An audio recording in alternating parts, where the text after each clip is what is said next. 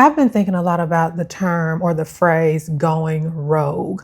And I know it can have like a negative undertone or connotation to it, meaning like something you're doing something reckless or out of control. But I've been listening to Pastor Sarah Jakes Roberts' podcast, Woman Evolve, and she's been talking about this term going rogue and how she's positioned it and framed it differently. And it made me think about going rogue in my life and actually when I started going rogue and the way that she kind of frames it and how I'm continuing to go rogue today. So she frames going rogue as breaking your own rules.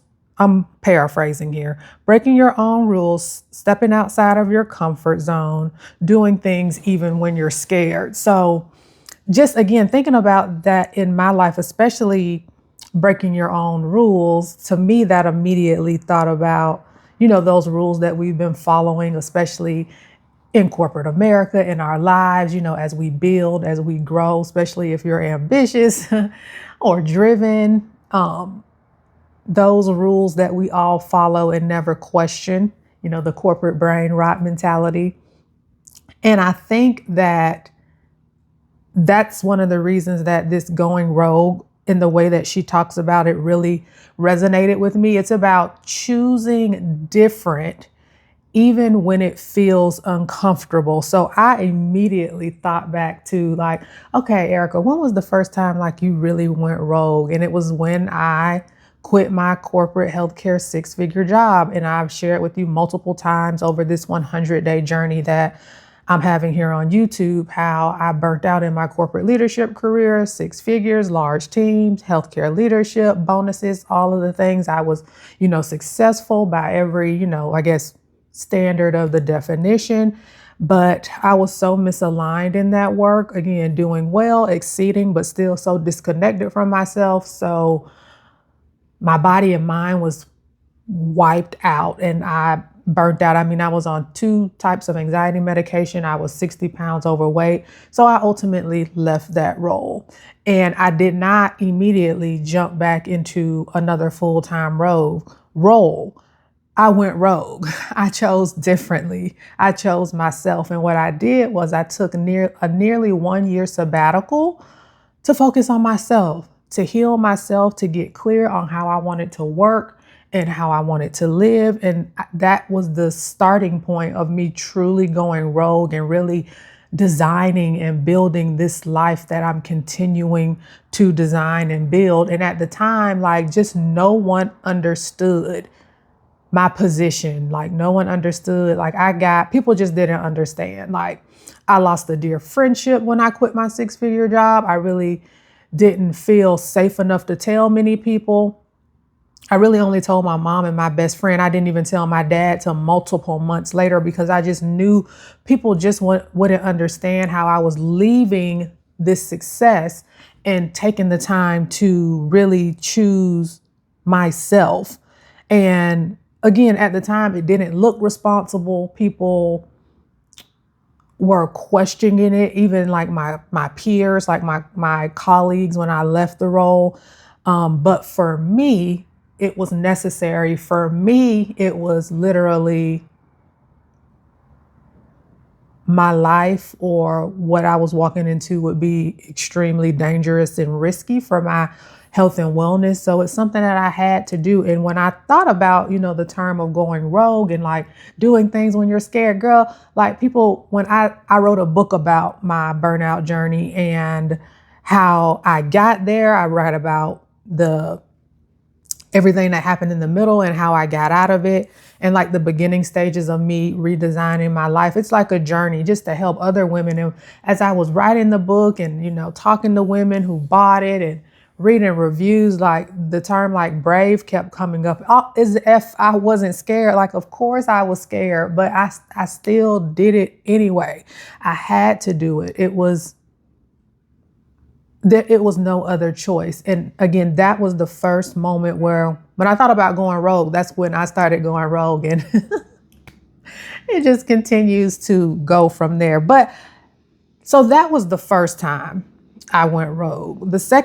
Some more recent times, I guess when we talk about going rogue, it would be me showing up here on YouTube every single day for 100 days and taking on this challenge. Me showing up in this way is very different for me, very much so out of my comfort zone, particularly in the means of me being a recovering perfectionist and just showing up here talking, having a few notes, and just really talking, not being scripted, not having perfect edits, not, for most of my videos, don't have thumbnails.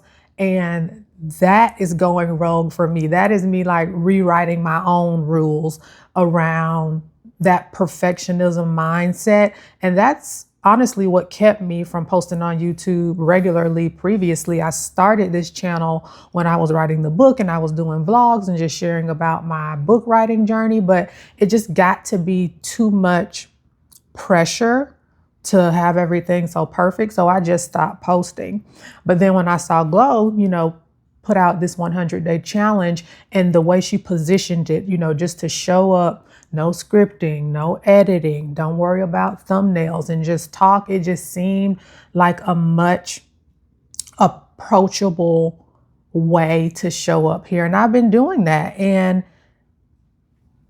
that's me going rogue. That's me breaking my own rules. And it actually feels good.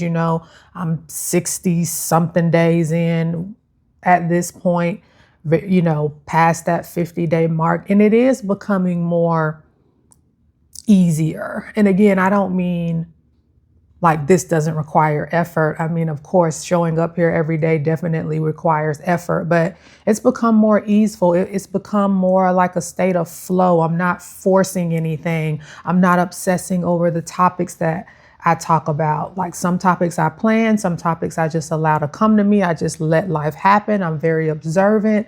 And I think that has been beneficial to me as well. So yeah, showing up on YouTube every day, that's a way of me going rogue. Another way I have gone rogue is after my sabbatical, I had gotten super clear, when I was ready to come back into corporate America. I had just gotten super clear on the way I wanted to work, live, the type of impact I wanted to make, the way I wanted to use my skills, the way I wanted to use my education and the environment I wanted to be in, like all of the things I got really, really clear on.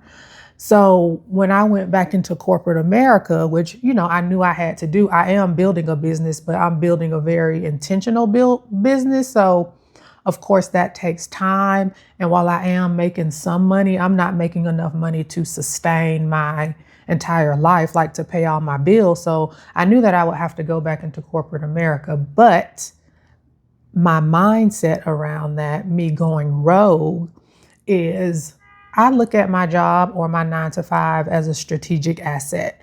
Like, what can this thing help me to do to move my life forward in the way that I desire? That's the income. I use the income from my 9 to 5, of course, to pay my bills, my mortgage, all of the things, but to write my book last year, which it can be very expensive to write my book. To write a book, I use my PTO time because I'm not in a financial position to travel right now the way I like to travel. So I use my PTO time to build my business, to work in my business, to really take action on the things that are going to move me in the way I want to live my life and the way I want to work forward. So my identity is no longer tied to a job, a role, a position, a company. Like, those days are over. I look at my job as a strategic asset, and how can this thing help me move my life forward? And if that's not going rogue, I don't know what is, because I know a lot of women, especially women who are driven and ambitious still, have a lot of their identity tied to what they do,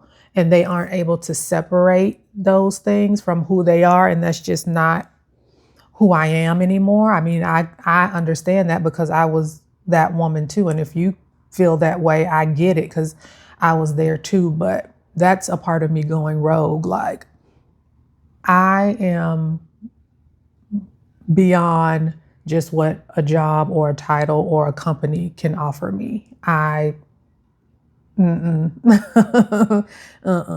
So looking at my job as only a strategic asset, that's me going rogue, stepping outside of that comfort zone, rewriting the rules of my life. That's definitely going rogue. And I started, and again, I wanted to have this conversation just because of listening to it on Pastor Sarah Jakes Roberts' podcast, Woman Evolve. I just started thinking about how this term fit in my life and the ways that I was already going rogue. And if you want to just think about how you may be going rogue in your life, or what can that look like for you, it might look like saying no when you usually say yes. And I know a lot of us women who are known for getting things done, we are quick to raise our hand and to volunteer for things. But if you don't have the capacity, or if you don't have the energy, or you just don't want to, saying no, that can be you going rogue. It can be you resting it without you thinking that you don't deserve rest, or you have to keep pushing through, or whatever the beliefs or the messaging is that may be in your mind, but truly resting your mind and your body. And I talk about rest, and not only physical rest, but all the 7 types of rest, and taking a holistic approach to rest. So resting for you might be going rogue, trying something that you don't necessarily feel ready for. And I know that's a hard one because a lot of ambitious women, again, just me having conversations with women, I noticed that a lot of us who are driven and ambitious also have that spirit of perfectionism on us. So you want to have everything worked out and figured out and mapped out and strategized and optimized before you even get started. Don't always work like that, girl. Maybe trying something before you actually feel ready could be you going rogue and overthinking every decision. Just making a clear decision, not having to overthink everything or plan out everything. Like, this is a decision that I want to make. I'm making it, and let's move forward. That can also look like going rogue, and just doing something because you want to, or it feels right. Like, when's the last time you did something because you just wanted to do it? Whatever that may look like for you, that could be what going rogue looks like for you. And I also want to center it around too. I don't always feel like going rogue has to be loud. I guess that's another way I'm going rogue right here in this moment. I'm wearing my colorful, cozy loungewear on camera that has all these bold prints, because if you've ever noticed, like, I just try to wear like a solid color top on these videos, because I just never want what I'm wearing to pull away from the message that I'm sharing. But this is my work outfit for the day. I'm working from home today, and this is my work outfit, and I didn't want to change. So I was like, I'm going to film with this color. And girl, every time I wear this loungewear set out, because sometimes I'll wear it to like run errands or whatever, I always get compliments from young women, from old women. Like, people love this set, but it's so comfy and cozy, just like, and then the boldness of the print and the pattern. So that's how I'm going rogue today. And this could be a little loud, but going rogue doesn't always have to mean going loud or making some big announcement. It can just be for you and yourself, and just choosing yourself in a way that you may not have ever chosen yourself in the past, or you haven't chosen yourself in this way in a very long time. And if I'm honest, I don't think a lot of us are ready for that, to really choose ourselves in that way. And that's why I'm showing up here having these types of conversations about really building the type of life and work that you desire, outside of what society may have said, your family may have said, any other internal beliefs that you may have, but really exploring how you desire to work and live, and then taking action to move forward. And if anyone has not given you permission yet to do so, I'm giving you permission. You have the permission to not only have a desire for a different way to work and live, but to actually take real steps towards making that happen for yourself. So maybe this is your permission slip to go rogue in your own life. Let me know down in the comments if any of this resonated with you. Give this video a like. If you've missed any of the conversations that I've been having over these 100 days on my journey to 100 days of daily YouTube posting, I've linked the playlist down in the description box. And I'm Erica Prevail. I share daily conversations helping ambitious women rework their relationship with ambition, capacity, rest, and creativity. I'll talk to you tomorrow. Bye.